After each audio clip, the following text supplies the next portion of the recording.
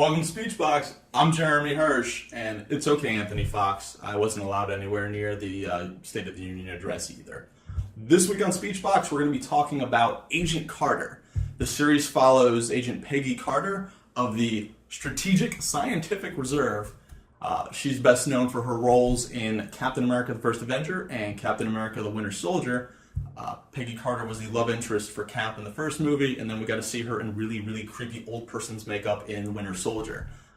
Basically, because of the time and the era she's in, she's not really treated as an equal to the males in the SSR.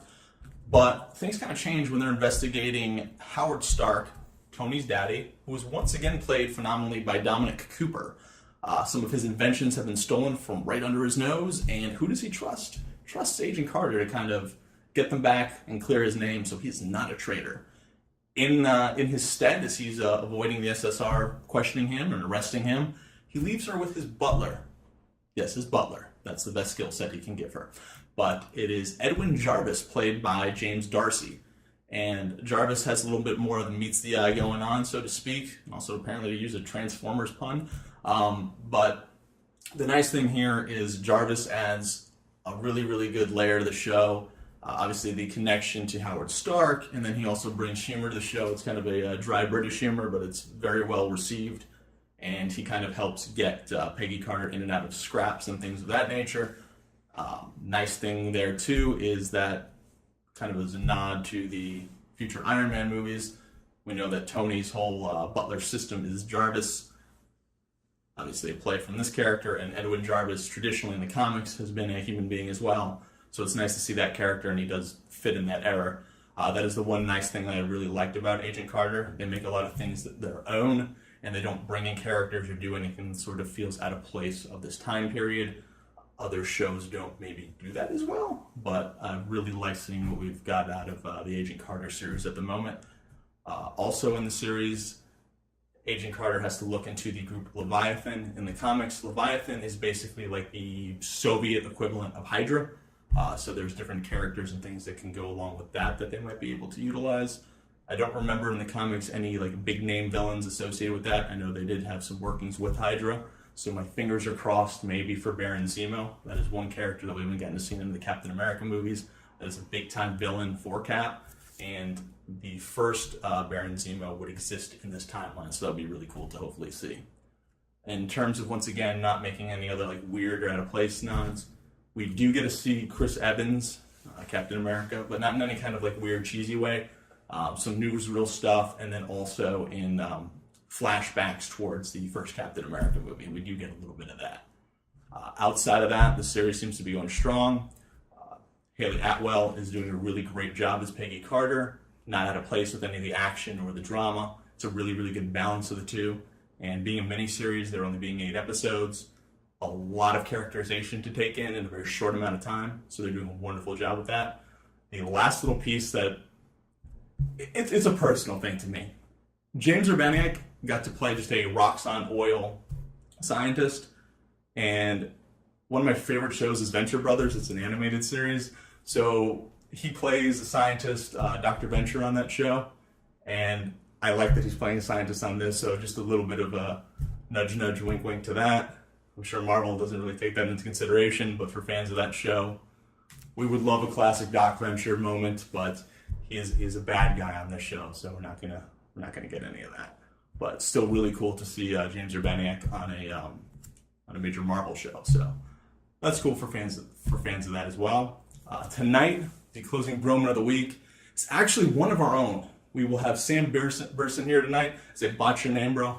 But we will have Sam talking about his band, talking about his music, in our closing Broment of the week. Sam, thank you for being the guest tonight.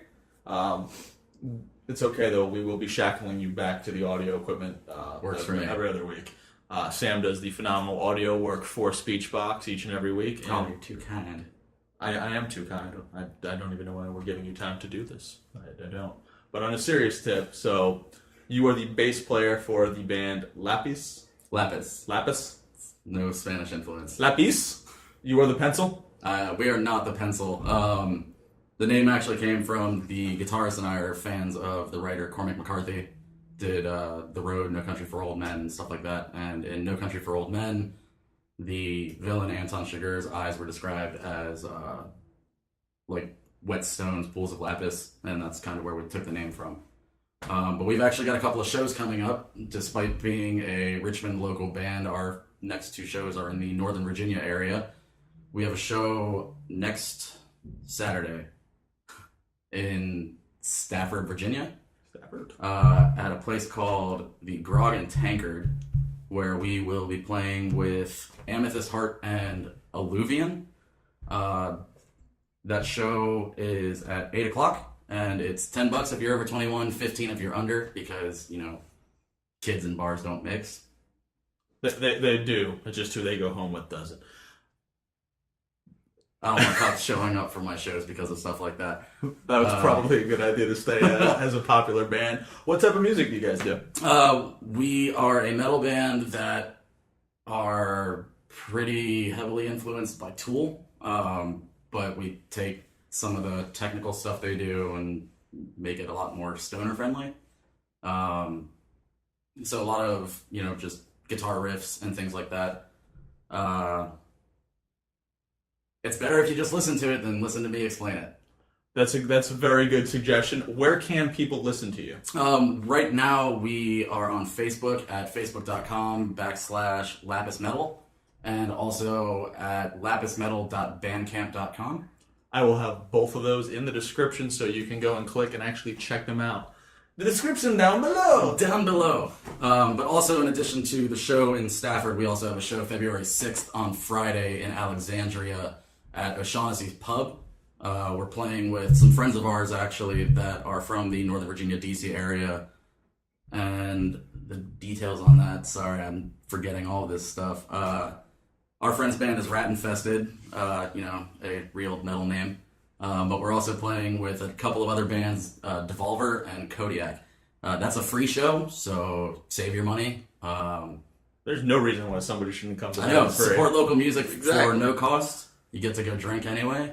And since we're making the drive from Richmond to Northern Virginia with all of our gear, there's no excuse for anybody to not make the drive just for beer. No, yeah, worst case scenario, you could just be drunk listening to you play. It might make it better. So no matter what, you will enjoy that show. There you go. My only other question is, before Lapis was decided as the name, was there any other things in consideration? Like, you need good metal names like Section 8 or Dog Welder. Were any of these things considered?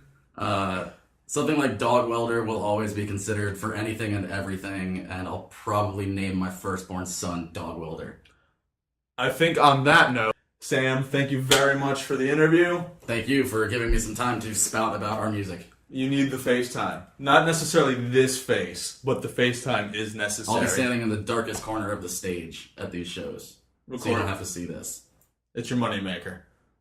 Thank you guys for watching the episode, and we will be back next week. New topics, new interviews, hopefully. And maybe more of this. Maybe less of it.